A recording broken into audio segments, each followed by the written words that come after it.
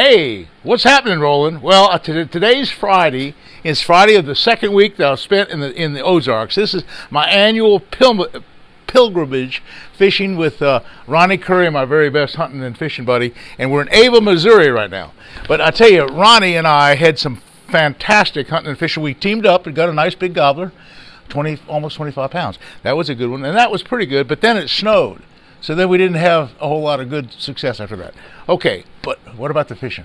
Fishing's been as good as it's ever been on Bull Shoals this year, I think. Now, see, I've fished with you now 30 years on Bull Shoals, and I've never seen, number one, as much brush as there is right now. And number two, I've never seen the number of 4-pound bass that we caught like yesterday. Well, why is that? Why are there so many big fish right now? Well, the lake's been real high in the spring for the last 3 or 4 years. It's pretty much been hard to fish. But it's down now, and they're keeping it steady, and the fish have moved in shallow on the bank, and they're starting to spawn, and it's fishable. Okay, now yesterday we really teamed up on a Senko bite. It was so incredible. I pulled into this little pocket, and I didn't even have a rod ready. And I said, Ronnie, what's going on here? He said, oh, this is a pretty good spot. Before I even got in the water, he had almost a 4-pounder in the boat. And then just about the time I got rigged up, he had one 3.5 pounds. And then we just kept catching them, and we had inside of an hour and a half. What the amazing thing was, and 20 pounds of fish is a big bag. Let's face it.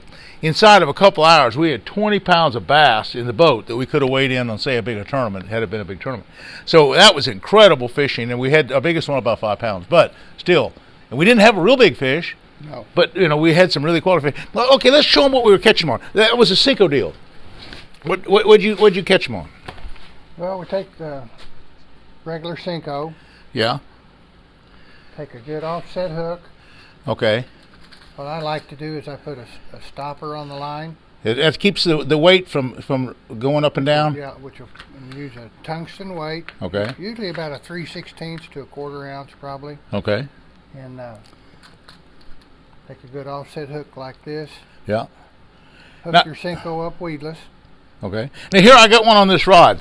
This is the rod that we used yesterday, and we'll just show the camera this one, if you would. That's the actual setup right here, and that was the rod I have on my little favorite rod.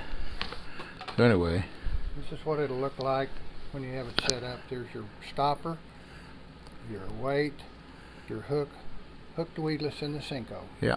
That's the regular 297 green pumpkin. That one's all torn up. But I was also showing the camera yesterday that when they get torn up, Senkos are expensive. When they get torn up, turn them around. Use them backwards.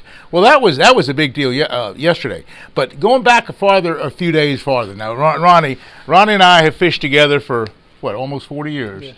And we've caught countless thousands of bass. I don't know how many trips and tournaments and everything else. We've won tournaments. But wouldn't you say that Tuesday? Was it Tuesday that we fished or hunted? So. Was it Tuesday? Tuesday. Was it Monday? Monday, I think. It was a Monday. Monday afternoon, we had, I think, the best fishing trip I've ever had with you. And what did we catch? Well, we had using spinnerbait and using Alabama rigs. We had walleye. Oh, no, I'm not. Which one are you talking about? I'm not talking about Bull Shoals. I'm talking about the pond we fished. The pond. Farm pond we fished. Oh my gosh. We probably had over 150 keepers in the 150 afternoon. keepers.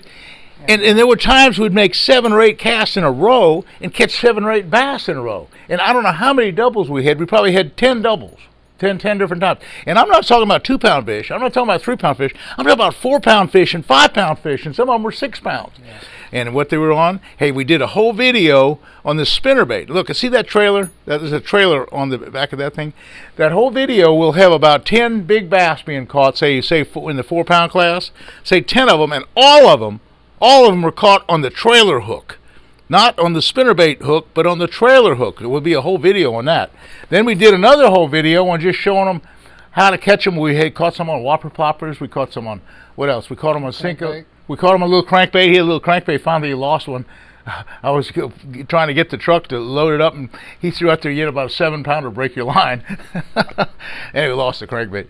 But, yeah, we really had a stellar deal. Then, the couple days before that, this last Sunday, I think it was, the day before, we went to Bull Shoals, or Saturday or Sunday. What day was it? I can't remember. Friday or Saturday? It's Sunday, I think. Man, I don't know. We went to Bull Shoals with Mark Sanders. And what about that trip? That was heck. Yeah, we were looking for walleye and stripers and Oh, going boy. the Alabama rig and caught several walleye. Didn't have any stripers that day, but caught largemouth, smallmouth, crappie, walleye, just about, and spotted bass. Oh, yeah, it was really something. Well, you know, I tell you what, folks, fishing up here in the Ozarks is a treat.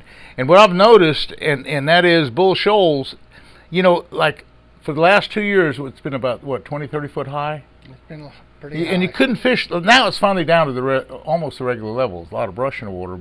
3 or 4 feet high, probably. 3 or 4 feet high. But now, don't you think there all those 4-pound bass? I mean, I've fished we had tournaments before and we won them with 17 or 18 pounds. We had 17 or 18 pounds in 15 minutes yesterday. Yeah. So I mean, you know, it's like the fishing right now on Bull Shoals is the best I've ever seen it in 30 years. Is it not almost the best you've ever seen? It in a long time. It's been a long time since it's been this good. But one of the key elements to the good fishing on Bull Shoals this year is the fact that the lake has stabilized at a certain, pretty much around a certain level. Fish have gotten comfortable with that and they've moved into spawn. Now, let's look at your boat for a second. You got the what is this? This is the Nitro Z18. Yeah, that's a good boat. What's the matter? You don't like it? You don't like it? We won't talk about that. Okay. No, I don't want this boat in okay. Okay. Anyway, folks, we've had a great time, and I just wanted to, you know, I wish we could get out to the car and I could show you some of the turkey calls that I got, but I don't know. I don't have one in here. I'll go get you one. We don't have a turkey call here. Huh? Hey, look at this. This is springtime in the Ozarks. This is something else. Here we're at Ronnie Curry's place, and we don't see the redbuds and the dogwoods right here, but it's normally full of redbuds and dogwoods and morel mushrooms. Oh, we ought to show them the morel mushrooms, because your wife Judy has been catching morel, or actually finding morel mushrooms probably better than anybody. I've never seen so many morel mushrooms. And what's the deal with the morels? When do they come up? Well, it's kind of strange this year. Usually it's a lot warmer when they come up, but we haven't had near as much rain this year, and it stayed cool.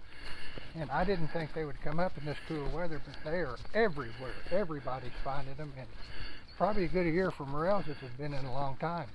Well, now, we have a special friend at Bass Pro Shop that loves morel mushrooms. That's Johnny Morris. Johnny Morris, he loves morel mushrooms. So what Ronnie tries to do is get Johnny as many morels as possible. And this year you've brought him three batches, haven't you? I think something like that. Yeah. Couple batches. Anyway, Johnny he'll have big staff meetings, and he'll be cooking morel mushrooms and having everybody try them out. And half the people there have never eaten a morel, and everybody's saying, "Hey, these are pretty good." You'll have a big high executive meeting. Hey, I want to show them one of my turkey calls. I got one right here, Ronnie. If you hold this thing right here, I got my little rental car. That's another story. Okay, got a little rental car right here. Okay, let me get one of my. I've been experimenting. See, like here's a poplar. This is poplar wood. It's just kind of it's a cheaper wood. It's not the butternut. Normally we got the butternut from around here, and this top is from Ronnie's Creek right there. It's just like right down the hill, just a little teeny bit. We've had this top, and I put this special compound on here. This is waterproofing, and now not everybody wants this, but you can put this in the water. What a thing. And this one isn't quite finished, but I can get it wet. Look, I can get this all wet. Watch this. I can get this wet like here. That's all water. That's all water on here. That's all wet. That's all wet right there. And listen, it's all wet. It works just as good wet as it does dry. So that's one thing. That's one thing I'm doing. The standard turkey call that I do is one that I make with the standard butternut. And here's a good example. That's a butternut call that I got from Central Missouri, and the top is acacia wood. That's from my backyard in actually it's kind of high. I like a high tone because the higher tones kind of draw them in. And what I do, I'll come in to the paddle, and I'll put on where I handcrafted this boat paddle and where I got the wood from, and all about the wood and how to call them in. And then I sign them, and I have a number. See that number there? These are all registered. They're registered numbered calls, and I sell them for $200. Hey, but they're worth it. It takes me a long time to make one. Hey, if you want to get a good turkey call, what you want to do is go to Judy M at fishingwithrolandmartin.com to order a turkey call. Judy M at fishingwithrolandmartin.com. But anyway, that's kind of what's going on in my world. I tell you, folks, I want to thank Ronnie Curry, my really good hunting and fishing Ozark friend here in Ava, Missouri. Thanks for all the hunting and fishing we've had over the years. It was a great time this time. He's back in the game. He had a real bad health problem a couple of years ago, but now look at him. He's almost 100%. Looking forward to another couple good trips. Absolutely. Okay, Ronnie. We'll see you again soon. Thanks for watching.